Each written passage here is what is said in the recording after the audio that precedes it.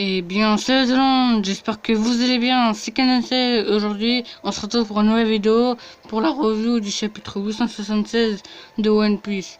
Donc, ce chapitre, de la première page, j'aurais aimé voir une confrontation entre Bartholoméo et Shanks, mais bon, après, faut pas trop rêver. Bon, c'était un peu normal que Oda veut pas tout nous montrer non plus, parce que si commence à avoir une confrontation entre Shanks et Bartholoméo, les mini-aventures vont plutôt devenir de grandes aventures, parce que si on a une confrontation entre un membre de la flotte de Luffy et un Yonko, ces mini-aventures, ils sont quand même, voilà quoi, ils ont beaucoup d'action, enfin, d'action de hype plutôt. Donc là, on se met sur la flotte de la famille Apu, c'est avec Donsai, Baby Five, Don Shinjo, Boo, tout ça, enfin. Vous savez de qui je parle. Et en fait, je trouve que les bateaux, ils sont vraiment classe. Surtout lui avec la tête de tigre. Si je me souviens bien, il y avait plusieurs navires. C'était les navires qui sont à côté. Je crois que ce sont ceux de la première flotte, je crois. Non, le navire avec la tête de tigre. Je crois que c'est lui le chef de toutes les, c'est le navire spécial de toutes les flottes. Et les autres, je crois, ce sont les 9e, celui de la 9e flotte ou un truc comme ça. Enfin bref, passons au chapitre. Donc dans l'ancien chapitre, Big Mom s'était pris le tempo de Nami et Zeus.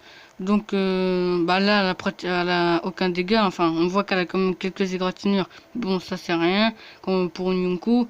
Mais certains disent, oui, elle lance des attaques, tout ça. En plus, elle avait lancé une attaque, c'était Nation, je sais plus quoi. Enfin bref.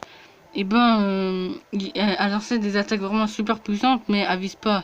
Moi aussi, je disais, ouais, elle vise pas tout ça. Mais en fait, elle est folle et elle a aussi un côté un, un peu contrôlé. Parce que elle sait reconnaître les Mugiwara, Perospero, sa famille, quoi. Parce qu'elle avait dit Pudding et Chiffon, qu'est-ce que vous faites avec eux là dans. Ouais, c'est dans ce chapitre. Et donc voilà, c'est un peu deux côtés. Un peu, ça me fait surtout rappeler Akuba et Cavendish là, quand ils ont tous les deux leurs leurs deux personnalités qui sont entre guillemets fusionnées. Bah là, c'est pas vraiment pareil, mais voilà quoi. Elle a un peu conscience des choses et elle est folle en même temps. Donc c'est un peu normal que elle ne vise pas bien les Mugiwara parce que elle tire partout quoi. Elle est folle, c'est pour ça. Donc les Mugiwara fuient du coup et euh, après ce qui me gêne aussi c'était on voit pas les Yonkou de la pègre parce que STC aussi qu'est-ce qu'ils font, on a vu STC qui était en train de partir en utilisant le pas de lune, le Skywalk, et Morgans aussi, on sait pas s'il peut voler, hein, mais certainement, vu qu'il a des ailes, tout ça. Et j'aimerais bien savoir où il est, Drop-Eklo, Umit et Giberson, parce que certains disent que du fait il est mort, mais j'aimerais bien voir leur réaction, de la réaction de Drop-Eklo, Giberson et Umit de Dufel de mort. Parce que moi, personnellement, je pense pas que Dufel il est mort, hein. Parce que vu que donc Doflamingo, je le répète encore une fois, que à mon avis, comme c'est le gars qui avait le plus grand réseau, c'était certainement le God of Fortune, le chef des Yonko de la pègre.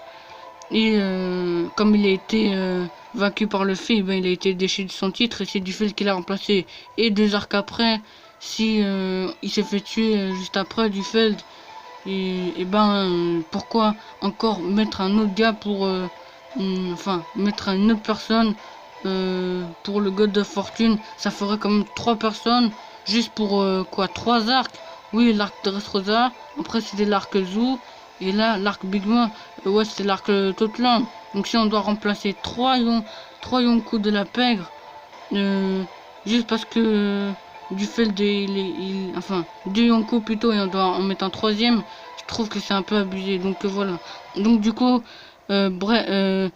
Pudding, elle a avec Chiffon, et dès qu'elle voit Sanji, elle a les yeux en cœur aussi, et Sanji aussi. C'est ce qui m'a fait un peu marrer aussi, parce que ça me fait penser à Jugia. Ah oui, aussi les derniers chapitres de Fairy Tail. Il m'a déçu aussi. Enfin bref, je vais pas non plus m'écarter du sujet. Et aussi, en fait, c'est en fait, pudding, c'était un moment drôle pour certains, pardon, mais pas trop pour moi. Et ben, en fait, elle tombait amoureuse de Sanji, mais après, elle était en mode ah, je vais te tuer, tout ça. Ensuite Chiffon, elle disait, mais qu'est-ce que tu racontes, tout ça. Ensuite, elle retombait, elle disait, mais qu'est-ce qu'il y a, ah, non, désolé, tout ça.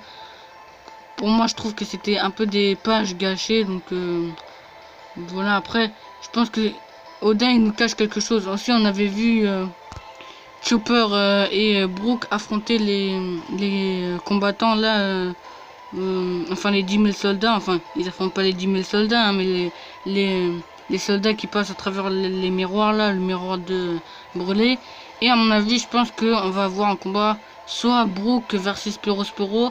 J'aimerais bien un combat Brook versus Spero, mais en voyant la revue de One Piece Passion TV, il y avait aussi, il avait dit que Chopper, et ben, comme il adore les sucreries, tout ça, il pourrait manger les bonbons de Perospero. Je trouvais ça intéressant, mais à mon avis, je pense pas trop. Parce que je trouve que Brook, on l'a vraiment mis trop en avant. Et Chopper, normalement, on devait mettre en avant Brook, Sanji, Nami, Chopper et c'est tout si je me souviens bien, parce que eux ils ont pas été dans l'arc de Dressrosa.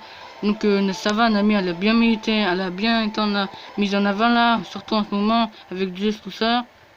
Et Brook, bah il a carrément combattu Nyunku, il a réussi enfin Big Mom elle avait dit que, enfin Prométhée Zeus il avait dit ah on ne m'avait jamais autant blessé depuis longtemps tout ça.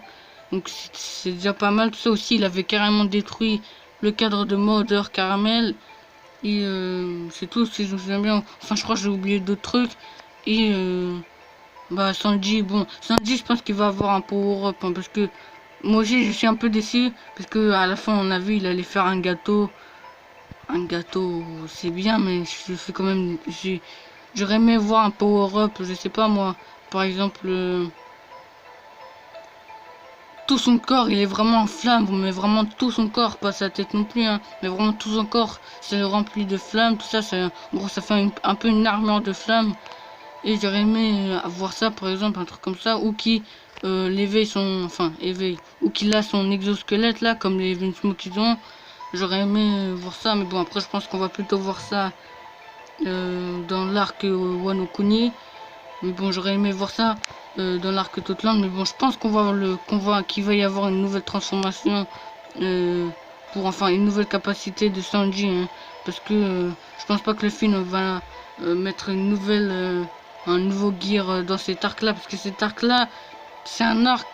C'est pas le véritable arc Big Mom versus les Mugiwara. Parce que déjà, il manque une partie des Mugiwara. Et je pense que le vrai arc Big Mom va se passer sur l'île des hommes poissons, parce que je pense que elle va se venger de l'île des hommes poissons à cause de Jinbe, parce que Jinbe, voilà, il a trahi Big Mom, et elle va carrément se venger de l'île des hommes poissons. Plus Charlie là, elle avait dit que Luffy détruira l'île des hommes poissons parce que enfin, oui, elle avait dit qu'il détruirait l'île des hommes poissons, et que Joy Boy aussi, il avait dit que tous les hommes poissons, enfin il amènerait les hommes poissons avec le...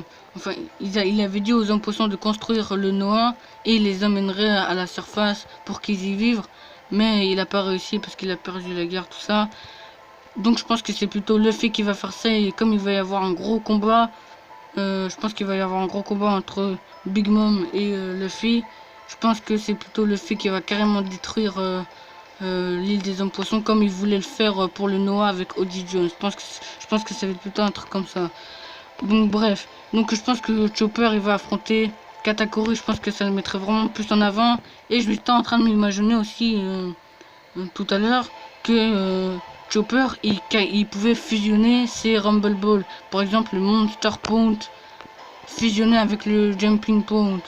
Ce serait vraiment hyper bien. Il pourrait carrément sauter dans les airs et combattre Katakuri. Parce que Katakuri, je pense que grâce à son fruit du démon, il pourrait faire un peu comme Smoker à Marineford quand il avait affronté Luffy, quand il s'était mis dans les airs, tout ça. Je pense qu'il peut faire ça aussi Katakuri.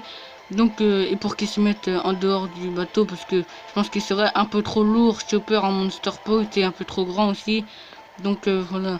Donc je pense plutôt Brook contre Perospero. Et Perospero aussi, il est fort. Hein. Je dis pas que Perospero il est nul. Hein. Ça va moins mettre en avant Brook. Mais j'aimerais bien que Chopper affronte Katakuri. Parce que voilà, Katakuri trouverait intéressant cette race-là. Et je pense aussi que Katakuri fait partie de la race des cicatrisés. Parce qu'on a vu que Iter, c'était un pote au moins, il avait fait cette théorie. Il avait vu que Iter, il avait sa bouche, elle était plein de cicatrices et qu'il pouvait cracher du feu. Et on n'a pas encore vu la bouche de Katakuri. Et il avait dit que pourquoi pas que Katakuri avait le sourire de l'ange. Donc au début je ne pensais pas, mais après je trouvais cette théorie vraiment très intéressante.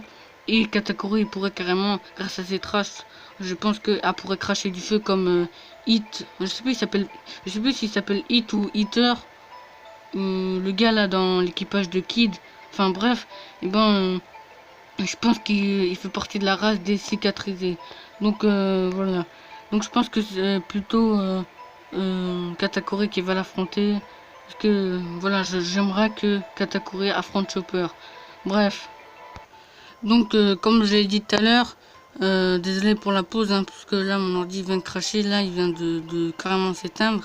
Enfin bref, c'est pour ça que là je peux pas faire les théories, parce qu'à chaque fois que je fais les théories, mon ordi crache comme de par hasard.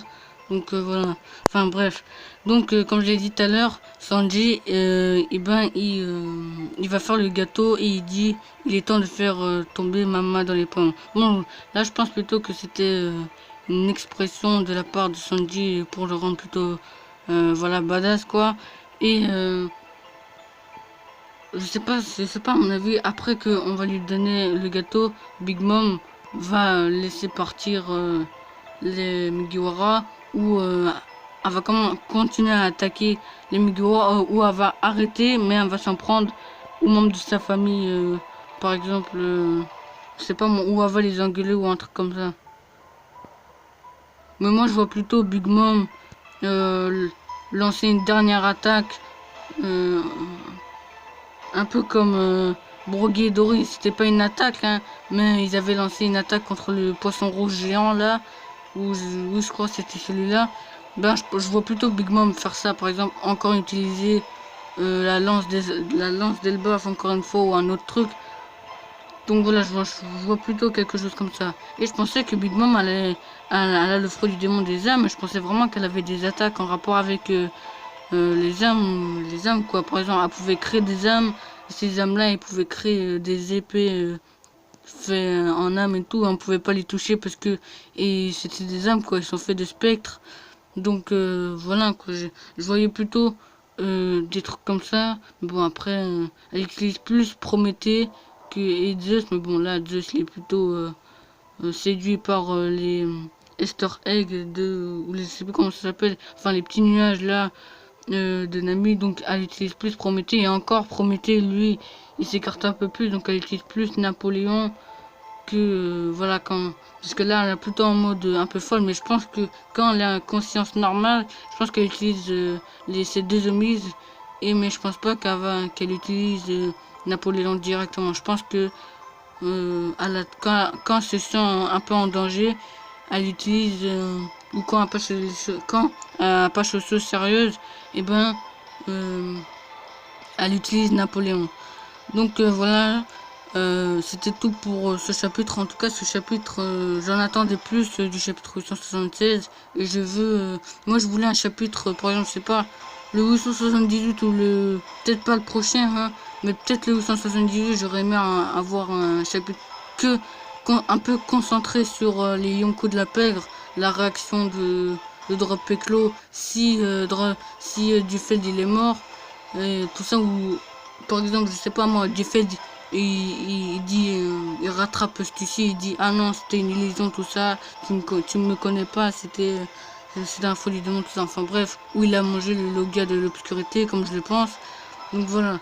Donc aussi voilà, je voulais vous dire que toute la semaine, à partir même jusqu'à, je pense que ce sera plutôt dimanche, ou je pense que ce sera plutôt lundi, je ferai les vidéos parce que j'envoie mon ordi en réparation toute la semaine. Je sais pas quand il va me le rendre, mais je pense qu'il va me le rendre en fin de semaine.